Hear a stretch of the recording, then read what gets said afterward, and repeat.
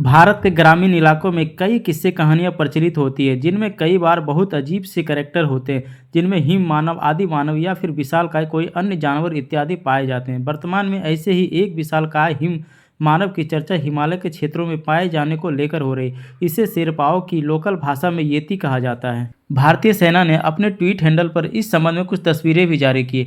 डीजीपीआई Indian army Twitter handle पर कुछ तस्वीरें पोस्ट की गई जिनमें बर्फ पर कुछ निशान दिख रहे हैं और कहा जा रहा है कि ये निशान हिम मानव येती के हो सकते हैं। येती जंगली आदमी के लिए एक शेर्पा शब्द है। येती एक बंदर जैसा दिखने वाला हिम मानव मानव भालू और बंदर का संयुक्त रूप है जो एक औसत मानव की तुलना से लंबा होता है। इसका वजन लगभग 100 से 180 किलोग्राम माना जाता है। भारतीय सेना ने दावा किया है कि विशालकाय हिम मानव के पैरों के निशान लगभग 32 × 15 इंच लंबे चौड़े थे।